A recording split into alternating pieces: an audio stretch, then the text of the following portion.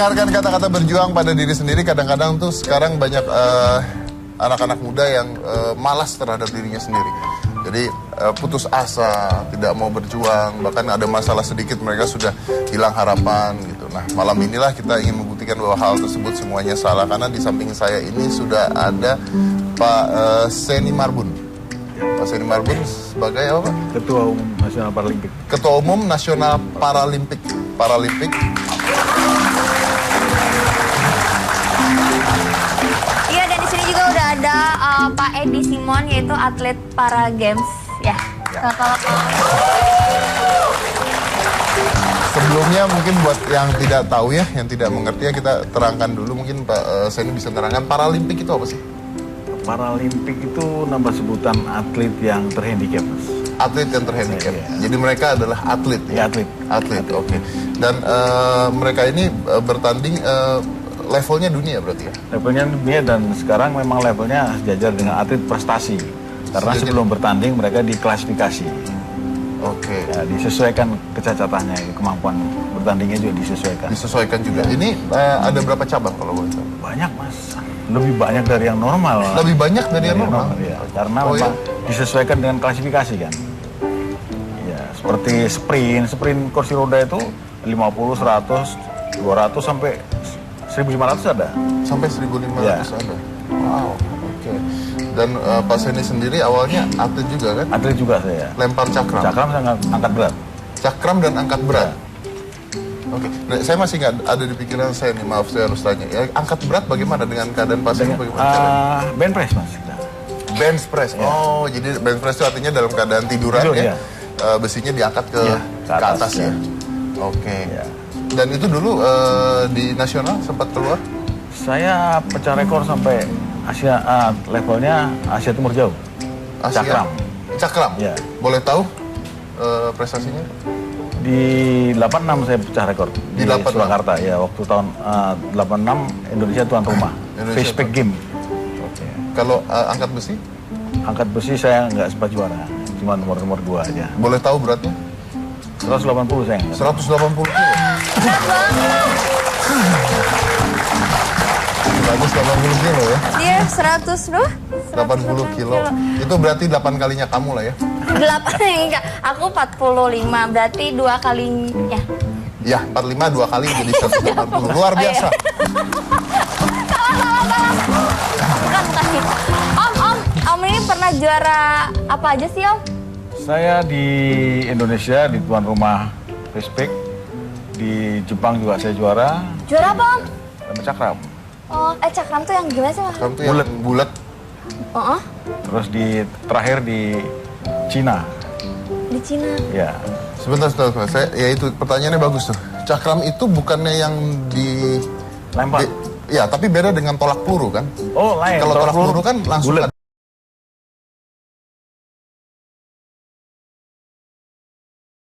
Ya, bukankah itu harus mutar lempar? Mutar. Memang handicapnya sulit juga. Gimana caranya melempar cakram dalam keadaan begini? Udah diikat. Oke, lalu. Berarti dengan awalan badan ya, sejauh badan kita melingkar ke belakang. Ya. Dan dilempar kita tarik ya. Berarti lempar satu putaran dong? Iya, satu putaran. Oh, oke. Karena cakram itu biasanya diputar, lemparnya diputar. Jadi gini, gitu. Kamehameha. Sama Naruto. Tapi bedanya kalau petolak peluru kan dia ke depan ya? Ke depan, betul. Kalau cakram harus nyamping kan? Kalau nyamping ya, seperti kempamanya sekarang saya contohin. Contohnya Om boleh Om gitu dulu posisi awal. Lemparnya ke sana nih. Jadi saya diikat ini semuanya. Sekarang sih udah ada kursi lontar. Saya duduk di atas kursi lontar, diikat. Ada pegangan. Udah, lempar gini. Kalau dulu belum ada? Belum ada. Saya masih di kursi roda, manual dulu saya. Dulu masih manual. Oke, tapi dapat juara di Kobe ya, di Kobe Jepang juara 1. 10 tahun Cina. Enggak, juara 3 saya di Cina. Juara 3 di Cina. Tahun 2009 juara 1? 90 kan, 90, 94. Juara 3, terakhir saya juara 3 kok. Di mana itu? Di Cina. Di Cina? Ya. Juara 3 di Cina. Oke, luar biasa. Nah, kalau Pak Edi sendiri? Kayak atlet. Atlet apa itu?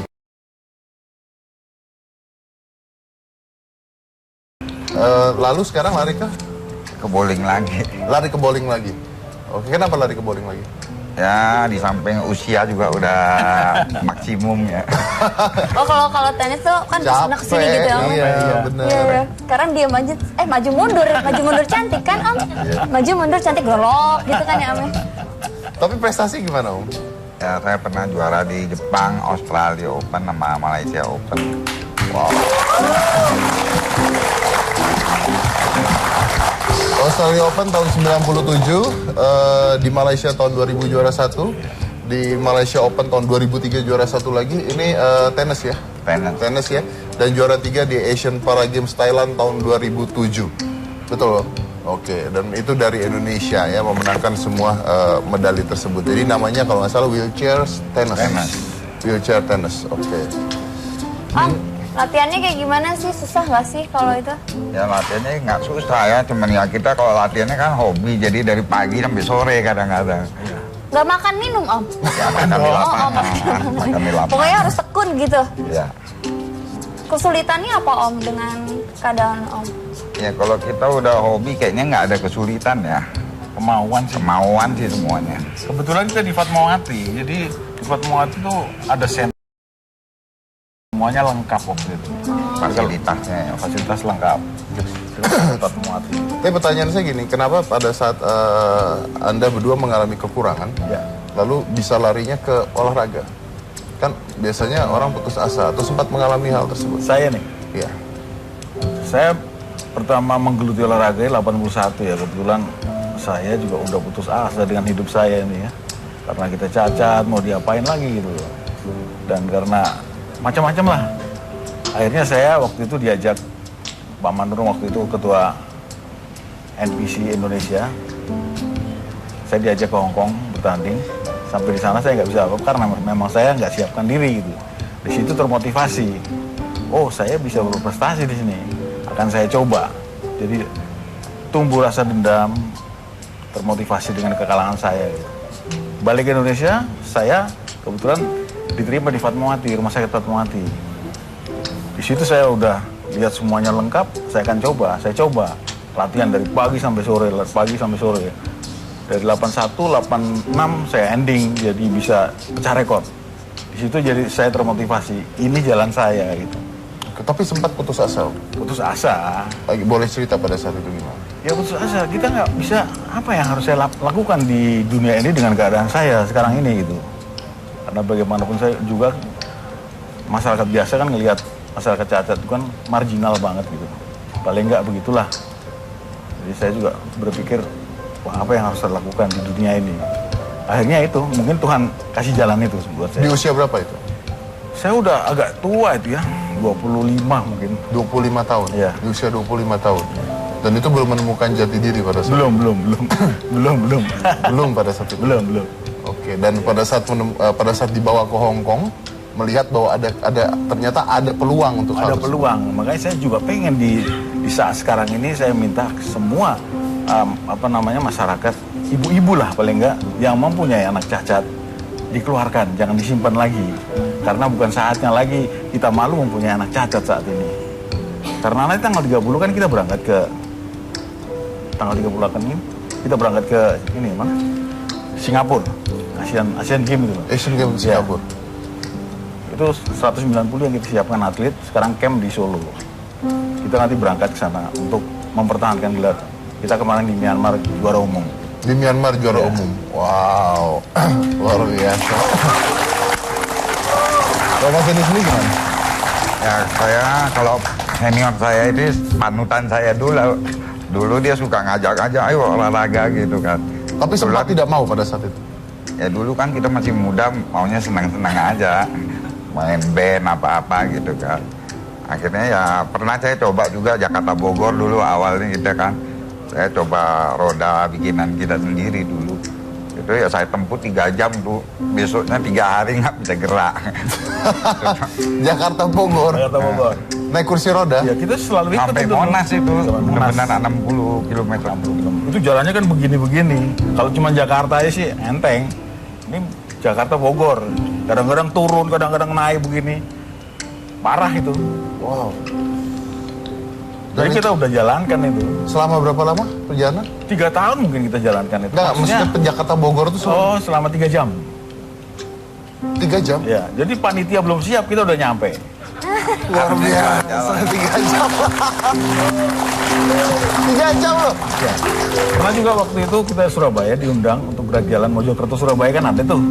Kita diundang ke sana. Berangkat ke sana, tapi panitia nggak yakin. Nanti nabrak-nabrak loh. Tenang Pak, kita percaya diri, kita pokoknya tidak akan membuat masalah di gerak jalan Mojokerto ini. Akhirnya kita jalankan, mereka juga kagum. Bisa juga ya gitu. Ternyata bisa ya? Bisa, karena memang kursi roda, maraton kursi roda biasa di luar negeri. Di Kobe ada, di Australia juga ada, di Jepang apalagi, di Kobe itu tadi. Terus di Australia, di Inggris juga ada, Stockton-on-Trent itu. Biasa kalau maraton berapa jauh? Ya 60-70 kilo lah. 60 sampai 70 kilo. Oke. Saya tangan. Ya tahu ya tangan kena ya. Saya nyambung pertanyaan yang tadi, tapi sempat merasa putus asa tidak dengan keadaan? Ya pasti ada ya, namanya orang hidup kan pada titik tertentu. Misalnya kita udah tamat sekolah itu kan nggak ada kegiatan apa. Ya tapi itu kembali lagi, kita kan harus lebih mempergunakan apa yang ada Pak, daripada apa yang udah nggak ada di kita. Coba tolong diulang bagaimana? Hah? Coba diulang kata-katanya. Ya kita mempergunakan apa yang tersisa di tubuh kita. Jadi nggak usah mikirin yang kekurangan kita gitu. Jadi paling nggak kita harus melewati orang normal lah. Saya selalu bercita-cita gitu dalam hal apa aja kita harus lebih dari orang normal, baru kita bisa dihargai. Boleh saya tambah sedikit? Iya. Saya punya moto, dan moto itu selalu saya sarankan kepada saudara-saudara saya yang kurang seperti saya. Jangan pernah hitung yang hilang dari tubuhmu, tapi hitung yang masih tersisa. Jadi menggunakan apa yang tersisa? Ya, jangan pernah hitung yang hilang dari tubuhmu. Umpamanya amputi, tangan-tangan kaki saya nggak bisa jalan 2 biji gitu kan. Jangan hitung kecacatan 2 biji kaki saya ini, tapi hitung yang masih tersisa. Otak paling nggak, mata paling nggak, tangan masih bisa gunakan untuk masa depan. Tapi kan Om biasanya kalau anak-anak muda ya punya kekurangan gitu, kayak waktu Om umur 25 gitu kan pasti ngedrop banget Emang gitu, iya, kayak betul. nggak ada sesuatu yang bisa bikin memotivasi kita untuk oh ya kita punya kelebihan. Nah gimana tuh caranya Om biar kita bisa Ending gitu ya. happy ending gitu. Ya itu sebetulnya mereka harus cari diri dia sendiri. Makanya saya di sini saya sarankan untuk semua orang tua yang mempunyai anak cacat, jangan lagi disembunyikan. Karena udah nggak saatnya lagi saat ini punya anak cacat disembunyikan. Kalau di Indonesia kan biasanya gitu, kalau punya anak cacat disembunyikan, takut kalau orang tuanya, wah banyak dosa itu orang tuanya kan gitu. Sekarang bukan saatnya lagi, karena apresiasi pemerintah kepada kita sekarang ini sudah sangat luar biasa. Ya. Tadi pada saat Mas Diri ngomong seperti itu, saya ngeliat matanya agak sedikit berkaca-kaca. Oh, enggak lah. Kita orangnya nggak cengeng kok. Cuman ketangkap kamera gitu ya. Tapi nggak, Mas, pertanyaan saya gini. Kenapa pada saat mengatakan kita menggunakan apa yang kurang dari kita, jangan mengharapkan kelebihan? Apakah pernah ada momen di mana orang-orang yang normal menghina atau mencibir kekurangan? Ya menghina enggak, tapi perasaan kita aja kadang-kadang kan kalau kita jadi yang kekurangan. Ini cerita kecil ya, kayak sekolah gitu kan, kita bisa lihat teman-teman misalnya lagi olahraga, dia bisa ini kan, kita terbatas kan. Tapi setelah udah gede kan, kita kumpul-kumpul temen itu, ya pikirannya pokoknya gimana caranya kita melebihi dia orang. Tapi Jadi kita nggak mau mengharapkan bantuan orang. iya. Bangun di atas kaki sendiri, tapi kakinya nggak ada. Banyak lah Mas handicapnya, kalau umpamanya kita senang sama lawan jenis kita perempuan, terus orang tuanya nggak boleh, saudara-saudaranya nggak boleh, lu cari orang cacat kayak nggak ada orang lain gitu. Seperti itulah terjadi memang. Dan kata-kata orang cacat itu masih dipakai? Masih, sampai saat ini masih. Apa sih yang benar mengatakannya? Karena saya difabel ya. Oke. Tadi Om mengatakan ketika mendekati lawan jenis ada hal seperti itu, pernah ngalamin Om? Wah, sering saya ngalamin gitu Mas. Sering. Ceritain dong Om, kayak menarik banget deh. Jangan, gak enak ini di Oh, iya. Tapi sering ngalamin hal Sering. Saya diusir dari rumahnya juga pernah. Disuruh pergi, anaknya udah nempel ke saya, anaknya ditarik juga pernah. Emang Mas Dedi nggak pernah gitu lah. Oh ya pernah sih. Berarti sama aja gitu ya? Nggak lepas dari semua itu ya, semua itu kita bisa ada di sini, semua itu karena Tuhan. Bukan kita sendiri, jadi semua karena Tuhan lah, memang udah jalannya juga ya. Ya, betul. Nah, kalau boleh saya tanya, sebagai seorang atlet, kan benar-benar sekarang profesinya adalah atlet, betul ya? Iya, betul. Secara finansial bagaimana? Sebagai seorang atlet? Nah, itu tadi saya bilang tadi, kita harus berterima kasih kepada pemerintah sekarang ini karena apresiasi pemerintah kepada kita saat ini udah luar biasa. Dan kemarin saya baru dipanggil Pak Menteri Menpora, beliau sudah sempat mengatakan satu medali emas 200 juta sama dengan yang normal. Sama dengan yang normal. Sama. Kalau dulu tidak? Tidak, jauh di bawah kita, di bawah standar. Tapi sekarang disamakan karena kita memang olahraga prestasi, sama-sama mengerek bendera Indonesia, sama-sama melakukan Indonesia Raya. Itu kalau menang, kalau tidak secara finansial bagaimana? Kalau enggak ya kita udah diberi kesempatan tak TC untuk berlatih di rumah kan gitu. Dan kita juga sekarang udah diberi kesempatan untuk jadi PNS, mendapatkan rumah. Udah luar biasa sekarang ini, udah asik. Setahu saya soalnya kan banyak atlet-atlet yang susah secara finansial, yang Ya, normal betul. saja seperti itu. Iya. Nah kalau kebutuhan sehari-hari bulanan itu dari pemerintah juga atau bagaimana? Iya. Sekarang waktu TC kita nih, sekarang kita di TC 1 tahun di Surakarta ini, campnya kan di Surakarta, di Solo. Ada uang saku juga, Mas. 5 juta itu satu bulan. Besar kan udah. Dan itu boleh mengerjakan yang lain? Enggak boleh. Latihan. Tidur, makan, latihan, tidur, makan. Latihan, tidur, makan, sembahyang dong. Berarti memang dari pemerintah pun sudah mulai memikirkan Ya, terima kasih sudah banget. mulai memikirkan. Apalagi kemarin Pak Menteri udah manggil kita, Pak Menteri udah janji lah. Oke, baik, luar biasa. Selain satu ini saya juga akan mengundang seseorang yang memaksimalkan apa yang dia miliki. Tadi kata-kata menarik sekali, maksimalkan apa yang dimiliki. Kekurangan justru jangan mikirkan kekurangan, justru apa yang tersisa dari kita itu yang kita maksimalkan. Tidak memikirkan apa yang kurang dari kita. Selain satu ini, jangan mana-mana, tetap di Hitam Putih.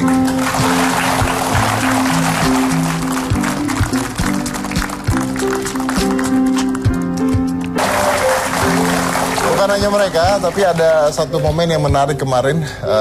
Ini ada di headline surat kabar. Jadi ada event Jakarta Marathon. Jakarta Marathon ini diselenggarakan sekitar 2 minggu yang lalu pada tanggal 25 Oktober kemarin. Nah, di Jakarta Marathon ini ada satu pemandangan yang sangat amat menarik karena uniknya yaitu, nah kita lihat, kita punya headline ya. Jadi ketika orang-orang berlari, ada satu orang yang menggunakan sebuah alat yang sangat unik dan di situ jadi ramai sekali. Coba kita lihat headline-nya. Ini terjadinya sekitar 2 minggu yang lalu di Jakarta Marathon. Nah, melihat semangat John, peserta maraton berkursi roda mengejar garis finish. Jadi ada sebuah kendaraan yang dirakit sendiri untuk mengikuti kejuaraan maraton ini. We are equal. Dan dia berhasil juga karena pesertanya mendapatkan piagamnya karena mengikuti maraton tersebut. Langsung aja kita tanya gimana ceritanya. Ini adalah Edi Johan, peserta Jakarta Marathon. Silakan Mas Edi.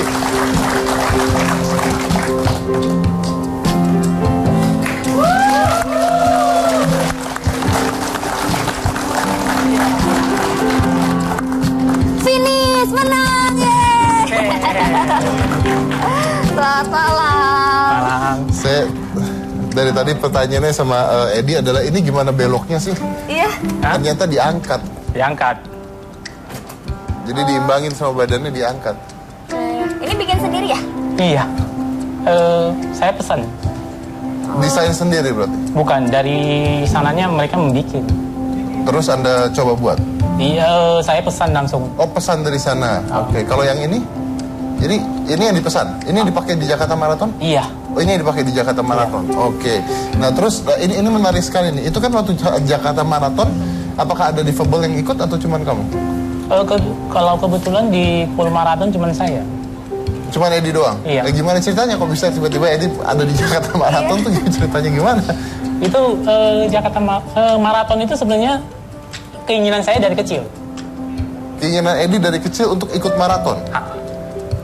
Oke, dari usia berapa? Mungkin sekitar umur 15 kali. 15 tahun. Boleh tahu Edi mengalami difabel sejak usia? 10 bulan. Oh, berarti dari bayi ya? Kayak polio atau? Polio. Polio. Oke. Dan keinginannya adalah ikut maraton. Iya. Gimana ceritanya? Coba ceritain. Ya, saya merasa asik aja kalau duduk di kursi roda balap gitu. Merasa nyaman aja, bisa kebut. Kepingin ikut lari maraton. Iya. Dan kenapa baru sekarang? Dari dulu saya tidak tahu ada acara seperti itu. Karena sangat keterbatasan info ya mengenai seperti itu, event-event seperti itu. Event seperti itu. Oke. Dan ini menarik, katanya dari kecil Edi ini bandel banget tuh, suka manjat pohon, suka manjat genteng. Iya. Serius? Dengan keadaan kaki seperti itu. Iya. Gimana manjat? Jadi pakai tangan manjat pohon, manjat genteng. Pakai tangan semuanya. Dia Badung banget ya? Iya. Sering Tapi dihukum sama berprestasi. orang tua. sering dibayar sama orang tua. Sering dihukum di rotan. Di rotan. Wow. Nah, kamu nggak pernah pada saat kecil pernah minder nggak dengan keadaan? Enggak, saya orangnya kebetulan ya cuek aja. Kan kenapa sih dimarahin gara-gara manjat pohon, naik genteng gitu? Kamu nggak boleh, kamu tuh apa gitu alasannya? Iya, Mungkin apa? Alasannya emang begitu, karena emang mungkin berbahaya ya. Tapi ya namanya bandel ya, apa boleh buat. Iya. Nah, sekolah pada saat sekolah di sekolah normal? Saya di sekolah umum, sekolah Di biasa. sekolah umum. Ya. Pernah minder dengan teman-teman? Kebetulan teman-teman bersikap biasa aja sama saya. Jadi ya saya dianggap seperti biasa aja. Oke, ini gimana tuh Pak Seni? Ini dia bahkan katanya saya nggak pernah merasa ini luar biasa banget nih. Mungkin karena orang tuanya juga Sama saja sih sebetulnya merasa minder itu tinggal bagaimana orangnya aja sih. Kita minder karena kita udah berpengalaman gitu. Jadi pengalaman yang referensi yang ada sama kita itu membuat kita berhitung untuk itu. Oke. Sebetulnya sama saja. Sama saja. Tapi ini menarik ya, dihukum beneran gitu. Saya ya. juga dihukum. Bapak saya tentara dulu.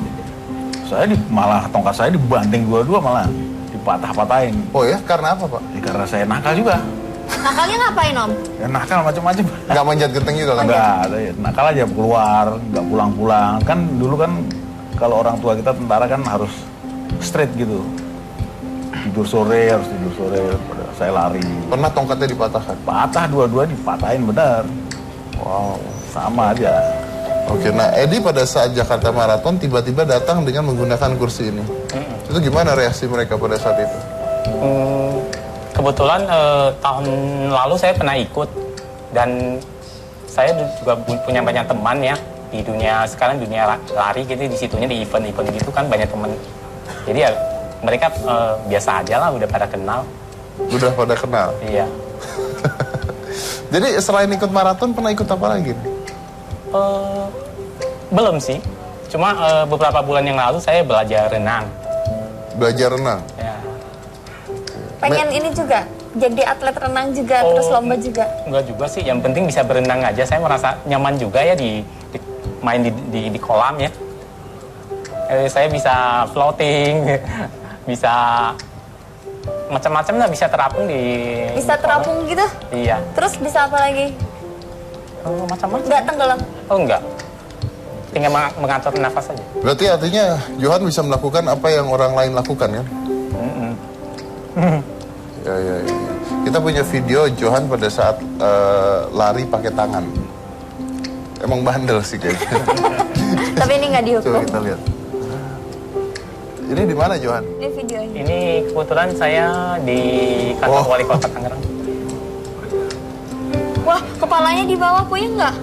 Oh enggak. Ini pas, ini ngapain? Lagi turun jalan yang jelek. Dari jalan yang jelek. Itu ada remnya ya? Nggak ada. Nggak ada remnya, terus kalau berhenti? Ditahan pakai tangan. Saya tangan. Oh, iya. Remnya jadi tangan. Ini. Nah Johan sendiri keluar masuk dari kursi ini sendiri? Iya. Sendiri? Iya. Berarti bisa keluar dan jalan pakai tangan? Bisa, Sekarang bisa? bisa. Boleh saya lihat?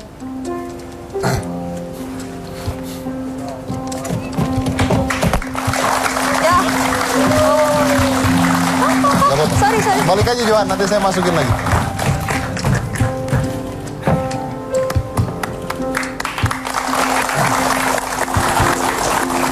Oh. Luar biasa.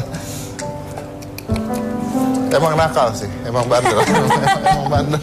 emang bandel. Manjat ke atas pianonya Mas Anu bisa. Mas Anu yang hukum. Tapi ini menarik loh, ini kan pada saat maraton, nah itu sama pada saat Jakarta Bogor itu kan ada jalan tanjakan ya. Kalau jalan tanjakan kan berarti Ya. extra power dong untuk Extra nahan. power memang kadang-kadang ya tangan satu doang. Kadang-kadang kita harus ngerem, makanya hancur semua. Oke. Nah ini kendalinya pakai apa sih? Kendalinya, kalau untuk gerak ke depan kan emang Enggak, ini kanan kirinya. ini untuk ini, tapi sedikit doang. Belok ke kiri ke kanan sedikit aja. Pakai tangan juga berarti. Ya ini aja. Biasanya saya pakai gini aja. Itu kayak setirnya gitu ya? Ah, Kanan kiri gitu. Itu ada dua. Ini. Ya itu buat apa itu? saya buat pegang aja di sini. Kalau lagi turunan, kalau nggak ada orang ya saya langsung aja turunin aja. Nyerosot itu. Iya. Ngeremnya gimana? Iya. Biasanya saya Oh ngeremnya nyari orang lah ya. Ditabrak dong berarti. biasanya Apanya saya ditubruk. hitungannya kira-kira 500 meter sampai 1 kilo itu kalau nggak ada orang langsung aja. Lalu ngeremnya nanti Kayaknya ya pelan-pelan balik aja. lagi gitu, tahan lagi. Tahan. Pada saat tanjakan, Tanjakan ya saya naik pelan-pelan aja. oke, kemarin di maraton berapa jam?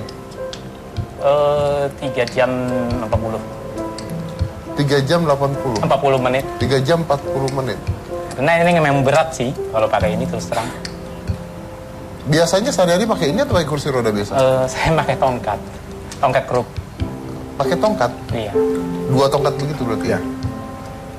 Oh, kenapa tidak pakai kursi roda? Kalau pakai tongkat itu kan saya lebih bebas aja. Kalau mau naik bus, naik apa kan gampang. Naik bus juga? Ya, Wow. Berarti Mas Edi melakukan aktivitas sehari-harinya menggunakan tongkat juga. Luar biasa. Kamu kerjaannya apa sih sehari-hari? kalau saya sih bantu-bantu aja, bantu-bantu teman atau saudara gitu aja. Bantu manjat pohon. Ambilin itu jambu, Pak, manjat gitu. Bener juga. Kalau orang susah. Bantu kerja apa? Keahliannya apa biasa? Kalian saya sih ya nggak seberapa lah kalau dibandingkan orang-orang. Yang penting saya bisa melakukan apa yang saya bisa lakukan aja. Kemarin kan udah menang maraton nih, tertarik buat jadi atlet juga nggak? Kurang tahu juga. Kalau ditawarin? Rasanya banyak lah, masih banyak yang jadi atlet. Masih banyak ya? Banyak yang banyak atlet kok. Berarti nggak mau dong? Bukan saya cuman buat ini gimana ya? Cuma sekedar mau iseng-iseng aja. Buat fun aja dia berarti buat Buat fun. fun. Tapi menarik ya Om ya, karena ternyata ya memang funnya positif kan, larinya kan funnya positif. Makanya saya tadi bilang itu belum banyak saudara-saudara kita yang terhandicap itu mengerti kalau saat ini saudara-saudara saya yang terhandicap itu tidak usah malu-malu lagi karena kesempatan itu udah terbuka. Kita mau jadi atlet, ayo datang ke NPC. Dan kebetulan saya di sini sekarang, kalau mau jadi atlet kita coba. Tapi nggak tertarik ya? Belum. Belum ya? Lebih enak lari-larian gitu ya, manjat orang, manjat pohon gitu ya. Iya. Banyak pagar. Terus ini harganya berapa kalau boleh tahu? Ini beli di mana sih? Maksudnya di luar apa di Indonesia? Lokal. Ini lokal. Belinya di Bandung. Emang didesain untuk apa? Saya juga kurang tahu ya, waktu itu saya mau cari kursi roda di mana ya. Sedangkan kursi roda yang benar-benar itu kan mahal sekali. Ya. Jadi saya cari yang murah aja. Yang penting saya bisa finish. Dapat infonya dari mana? Ada kayak gini? Saya kebetulan dari searching, kebetulan dapat ada yang jual di Bandung. Mahal nggak sih? NFGT. 6 jati. Mahal loh itu. Dibandingkan itu beda jauh. Oh, kalau yang itu tuh mahal banget kalau yang... Seharga mobil kali. Wah. Oh ya? Kursi roda itu, boleh saya cerita? Boleh, boleh, boleh. Kursi roda itu ada untuk keberadaannya. Buat tenis meja ada kursi roda tersendiri, basketball juga ada tersendiri, maraton juga ada sendiri. Berarti didesain khusus untuk Ya. keadaan tersebut. Ya, sprint 100-200 juga ada sendiri. Kalau sprint yang asli seperti ini, harganya hampir 110 mungkin. 110 juta. Hampir 110 juta. Bentuknya kayak begini, Om. Enggak pakai begini. Dia titanium bahan. Titanium. Tapi bentukannya Ya, kayak begini tapi nggak begini. Ini kan- Mirip-mirip aja. Ya, ini kan mirip-mirip begini. nyontoh dia. Memang didesain untuk Seperti sprint. itu ya. Oke, dan harganya sampai setinggi itu. Setinggi itu. Makanya kita terlambat untuk mendapatkan sprinter kursi roda. Karena tidak ada yang latihan dengan Kursi roda yang beneran, karena kita nggak bisa beli. Nah, sekarang kita sudah punya gitu. sekarang sudah ada. Sudah ada. Oke. Oleh itu, makanya saya bilang tadi, udah Menpora udah siapkan kita semuanya. Gitu. Kantor Menpora. Oke, berarti memang harganya mahal sekali ya. Mahal sekali. Tapi kalau ini 6 juta ya. 6 juta. Tapi sehari-hari kan nggak pakai kan? Enggak pernah pakai. Punya kursi roda biasa? Enggak punya. Jadi benar-benar tongkat saja. Iya. Ini dibeli hanya untuk lari maraton. Iya. Emang iseng kok nih orang. Iya, iya benar ya juga sih. Makanya harus jadi atlet aja deh. Saya kan ini udah beli ini. Iya loh, diterusin beneran. aja. Oh, yuk aku mendukungmu. Terus kalau pernah nggak pakai ini jatuh gitu? Pernah sih, tapi saya tahu cara menjatuhkan diri. Gimana? Saya tahu caranya menjatuhkan diri. Kan kenceng tuh. Iya, biasanya kan keangkat gitu. Paling-paling ya, kalau saya pakai sarung tangan biasanya, pakai helm. Ya mungkin saya gini aja, tangannya satunya di lantai, satunya pegang ini aja, Supaya balik lagi gitu. supaya paling ketahan aja. Oke, dan Jangan jangan sampai sampai terbalik ke situ. jangan sampai terbalik. Ya. Dan itu dalam keadaan gitu bisa dibalikin lagi. Bisa. Oh. Oh ya, terus kalau keluarga gimana? Dukung nggak aktivitas olahraga kayak gini? Kebetulan saya, ya sifat saya nekat itu, saya biasanya nggak ngasih tahu. Oh my God. Paling juga ponakan saya yang tahu. Orang tua? Orang tua kebetulan orang tua sudah nggak ada, Orang tua sudah tidak ada. Oke, tinggal dengan? sendiri. Tinggal sendiri? Oke, pacar punya? Pacar, jangan cerita lah. Harus jujur nih ya. Jujur nih, Harus jujur loh. Tuh gak jujur katanya. Walaupun bohong. Ada nggak sih Walaupun kepo? bohong. Ada nggak? Ah, jujur. LDR ya? Ada nggak ya? Ada nggak? Lagi Ada di nggak ya? PHP-in ya? Iya. Oh, lagi PDKT ya? Kejar dong, cie. Pakai ini. Wah, berarti diboncengin ya? Kayak Om Jakarta, Tapi menarik Bogor. loh ya, maksudnya dengan semua keadaannya ini Edi tuh apa ya? Semangat banget gitu, kalau saya lihatnya semangat banget itu. Sampai iseng pula gitu ya, ikut cuma karena iseng dan sebagainya. Dia beli hanya untuk lari doang, coba bayangin. Wow, itu dia tadi saya bilang bahwa mungkin benar katanya apa yang kita punya, apa kekurangan kita punya, kita maksimalkan dengan kekurangan kita. Buktinya mereka bisa tuh. Bahkan tadi katanya Mas juga Om bilang, pokoknya apa yang mereka bisa, gue harus ngalahin mereka gitu kan. Dan itu semangat yang luar biasa. Oke, itulah mereka ketika mereka harus menjadi pahlawan bagi dirinya sendiri. Ketika mereka harus berjuang bagi dirinya sendiri. Karena kalau tidak, dirinya sendiri akan dikalahkan oleh dirinya sendiri, oleh pikirannya. Karena pikiran kita bisa membuat tubuh kita hancur. Pikiran kita bisa membuat hidup kita rusak. Tapi kalau pikiran kita bisa menjadi pahlawan bagi diri kita sendiri, mereka adalah contoh-contoh pahlawan-pahlawan bagi dirinya dan bagi sahabat-sahabat lingkungannya yang mengalami nasib yang sama. Saya rasa sekarang banyak sekali di TV ibu-ibu atau bapak-bapak yang memiliki anak contohnya dengan keadaan yang sama. Apabila sekarang Anda memiliki keluarga dengan keadaan yang sama, anak dan sebagainya, lihat mereka. Tidak perlu diumpetin, tidak perlu disembunyikan, mereka bisa berprestasi. Edi baru saja menunjukkan dia lari maraton dengan orang-orang yang normal. Lihat Edi bisa berada di tengah-tengah orang masyarakat yang normal, memiliki teman-teman yang normal, berceria bersama-sama, senang sama-sama, dan mungkin dia lebih gila dibandingkan yang lain pada saat itu. Tapi intinya adalah bisa, dan jangan disembunyikan, karena anak Anda memiliki potensi yang luar biasa, yang bisa menyamakan dengan orang-orang sama, rata, normal lainnya. Betul ya? Karena pasti bisa ya. Pasti bisa. Apa yang mereka lakukan, apa yang orang normal lakukan, bisa disamakan.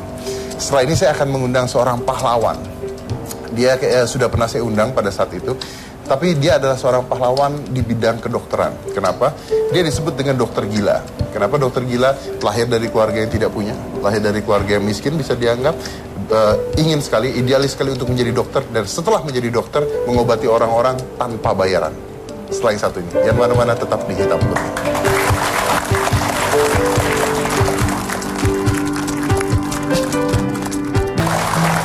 Baik, itu tadi saya bilang bahwa kita akan mengundang dokternya sekarang. Ini adalah seorang dokter atau seorang pahlawan di bidang kedokteran, oke? Dan dia ini sempat menjual rumahnya untuk membuat sebuah rumah sakit apung. Langsung saja, ini adalah Dr. Lee Darmawan.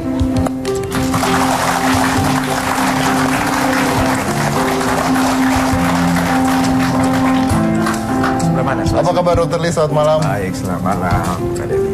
Selamat malam dokter. Selamat malam. Sehat ya dok? Silakan. Silakan. Terima kasih. Oke. Jadi Dr. Lee ini sudah 2 kali saya undang ke Hitam Putih untuk kisah inspiratifnya.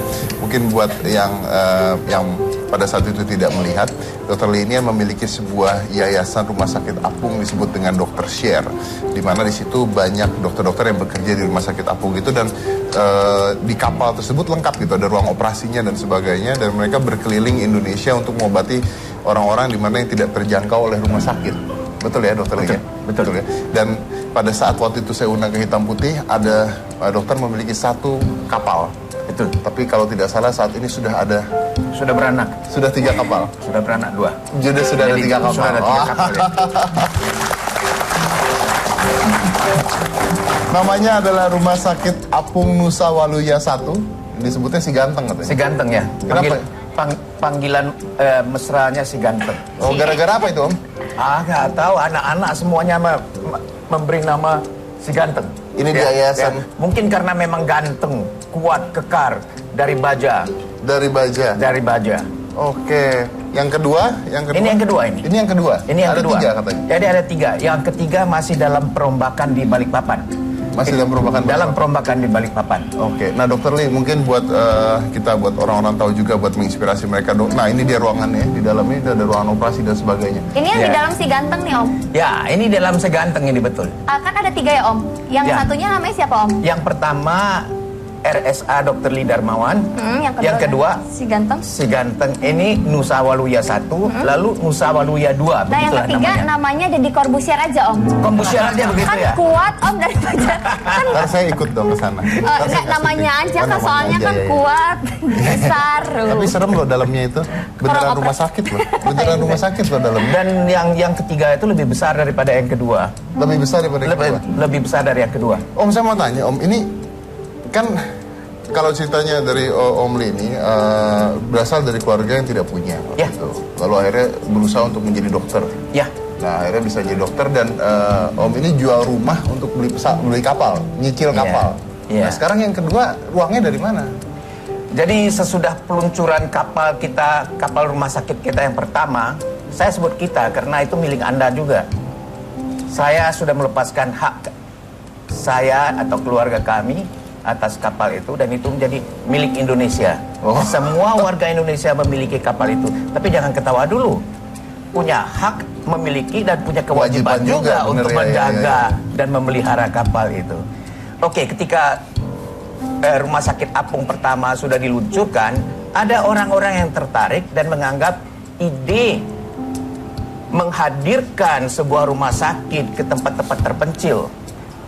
Pada prinsipnya yang kita hadirkan itu bukan hanya sebuah kapal yang ada rumah sakit di atasnya, tapi benar-benar menghadirkan katakanlah sebuah kota kecil dengan seluruh infrastruktur yang dibutuhkan oleh masyarakat di daerah terpencil itu agar memperoleh dalam hal ini pelayanan medis yang adekuat, yang seyogyanya dimiliki dan diperoleh setiap orang Indonesia, di mana mereka berada.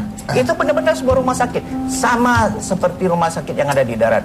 Bentuknya boleh kecil, bentuk yang kecil dan rapuh ini justru disitulah terletak kekuatannya. Oke.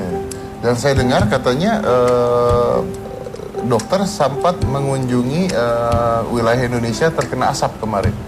Ya, ya kami sempat singgah di Kalimantan barusan. Di Kalimantan. Banyak yang Kalimantan. dirawat di sana? Ya di kapal kita yang pertama si Bahenol itu, atau rumah sakit apung yang pertama. Yang pertama namanya Bahenol. Giliran pertama Mbak Heno Mbak Heno. aja ada suaranya bapak-bapak nih. Nggak ngeliat aku dari tadi. Jadi kapal yang pertama sudah beredar mengarungi lautan luas di Indonesia Timur antara Papua dan Maluku bolak-balik selama 6 bulan kira-kira. Dalam perjalanan pulang melewati Kalimantan, di situ ada asap, ada kabut, kebakaran hutan. Kami memutuskan untuk singgah dan memberikan pertolongan pelayanan medis kepada saudara-saudara kita yang membutuhkan sentuhan tangan medis. Banyak di situ, dokter. Ya, sewaktu kami singgah di sana kebetulan hujan beberapa hari dan itu menguntungkan. Oh, Ya. karena ada hujan pada saat itu. Ya, Oke, dan yang lucunya kayaknya dokter Lee ini tidak puas dengan apa yang dia punya. Nih beda nih. Kalau tadi kan bilang puas dengan apa yang dipunya. Ini nggak puas orang. Karena sekarang dia lagi buat bukan hanya rumah sakit apung, tapi dia lagi buat sebuah terobosan baru lagi yang disebut dengan Flying Doctor. Oh, Jadi sekarang udah nggak lewat laut, udah terbang dokternya. Flying Doctor. Kita lihat dulu apa sih Flying Doctor. Coba silakan.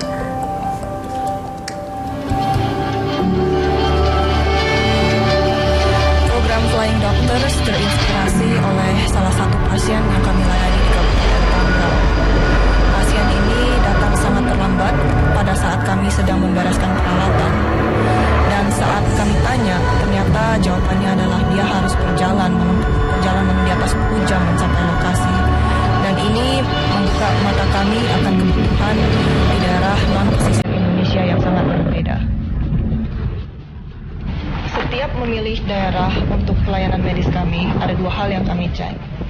Yang pertama adalah apakah daerah tujuan pelayanan medis sungguh-sungguh membutuhkan akses medis ini. Yang kedua, kami selalu mencek apakah ada partner lokal yang bisa kami ajak kerjasama. Karena tidak baik untuk datang ke suatu daerah tanpa permisi tuan rumah.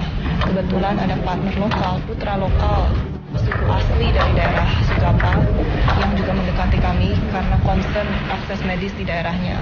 Sehingga dengan begitu kami dapat menjalin kerjasama yang sangat powerful di daerah sana.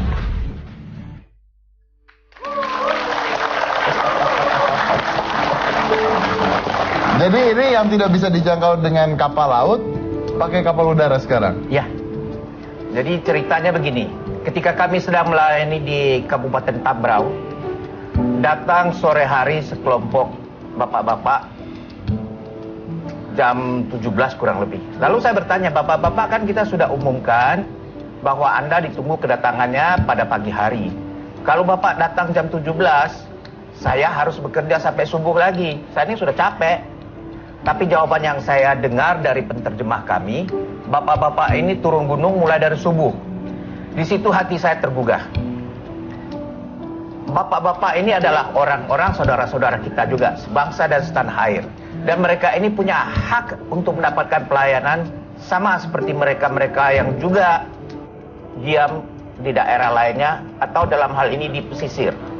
Jadi saat itu kami putuskan kita harus menghampiri mereka bagaimanapun caranya dengan sistem jemput bola.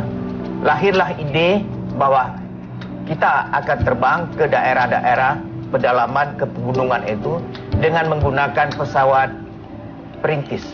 Lalu setelah dengan pesawat perintis seperti yang kita lihat tadi di video, kami melanjutkan perjalanan dengan sepeda motor. Setelah sampai di daerah atau di tempat yang sepeda motor tidak bisa jalan lagi, kami lanjutkan perjalanan dengan mendaki gunung, menuruni lembah, dengan membawa alat-alat di punggung, dengan backpack, dengan ransel. Dan di atas gunung itu kami mendirikan tenda-tenda untuk melayani mereka yang membutuhkan pertolongan kita. Dan yang menarik adalah bahwa Dokter Lee pun ikut pada saat itu. Ya, saya ikut. ikut Om, hiking gitu? Ya, Kuat Om? dan saya pernah agak lucu juga kalau saya ceritakan. Saya pernah tersesat hampir 6 jam di pegunungan atau di rimba di hutan Papua itu di malam hari. Sendirian Om? Nah, berdua dengan si Sylvie. Kami namakan kami lagi mengeksplor hutan Papua. Padahal hilang Om ya? Padahal hilang, nggak tahu nyasar, nggak tahu jalan pulang. Sampai akhirnya ketemu orang asli Papua yang sayangnya tidak mengerti bahasa Indonesia, tapi berusaha menolong kami. Dan dari satu orang kami dibawa ke yang lainnya sampai pada orang yang keempat barangkali yang mengerti bahasa Indonesia dan mengerti maksud tujuan kami mengapa malam-malam datang menghampiri mereka. Dan perjalanannya itu saya rasa saya tidak mau mengulang kedua kali. Kenapa bisa nyasar Om? Ketinggalan atau gimana? Oh bukan, itu sengaja kami lakukan. Saya setelah 1 harian penat dan sebetulnya bosen atau jenuh melihat orang sakit. Tujuannya cuma mau melihat sunset di luar dari daerah pelayanan kami. Maksud keluar cuma 10-15 menit, tapi ketika kembali 6 jam. itu hutan itu sama semua tampak. Apa yang kami jadikan patokan untuk kembali itu sudah tidak tampak lagi. Mungkin juga karena sudah mulai gelap ya. Sudah mulai gelap. Oke, jumlah dokternya sudah ada berapa sekarang? Kami tidak menghitung jumlah dokternya. Anggota kami kurang lebih 250 orang sekarang. 250 orang. Mereka tidak dibayar itu? Kami kadang-kadang kasihkan uang saku.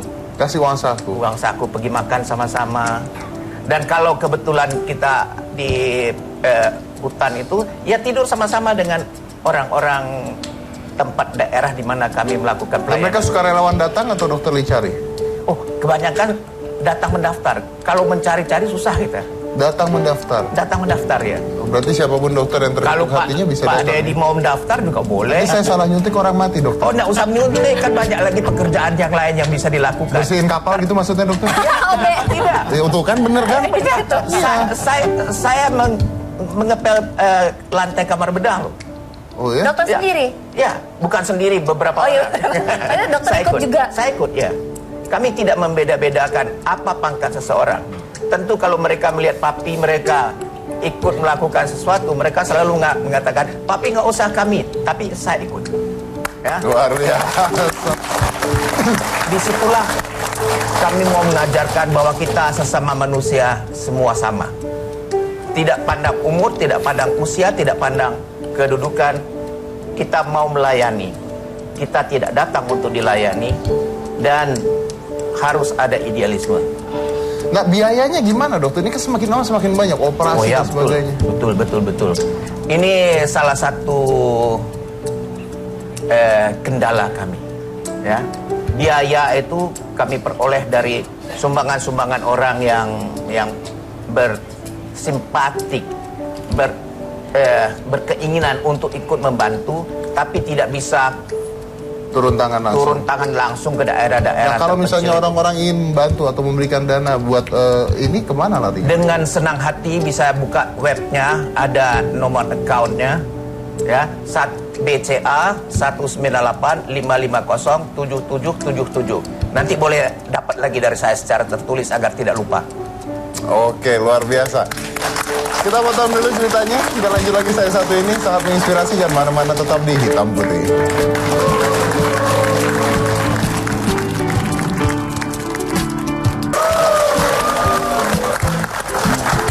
Baik, sekali saya berikan informasi buat Anda yang ingin bergabung atau memberikan bantuan ke Dr. Share. Anda bisa mengunjungi websitenya di www.drshare.org atau ada di bawah ini ya. Silakan di bawah ini difoto atau dicatat. Siapa tahu bisa membantu. Nanti juga mungkin kita akan nge-tweet atau menginstagram dari official Hitam Putih nanti. Saya mungkin punya pertanyaan terakhir buat Anda semua. Seandainya Anda memiliki kesempatan untuk lahir kembali, ingin menjadi apa? Menjadi manusia biasa aja.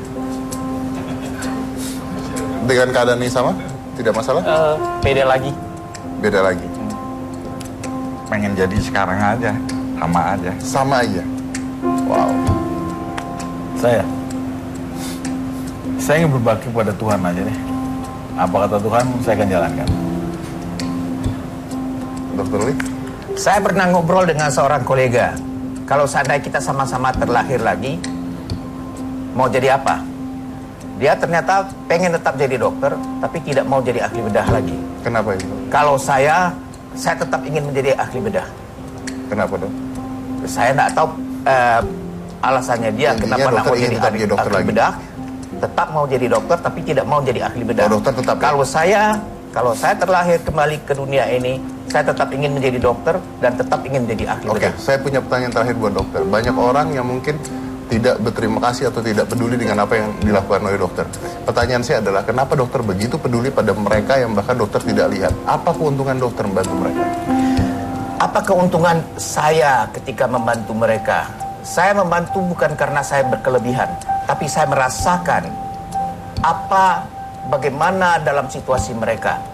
Kalaupun ada satu dua yang merasa tidak berterima kasih, bukan itulah yang menjadi harapan, bukan itulah yang menjadi halangan bagi saya untuk membantu mereka yang lain itu yang Kalau tidak membutuhkan. salah, dokter pada saat itu punya pengalaman juga. Pada saat susah pun ke dokter sulit pada saat Betul, itu. ketika saya kecil.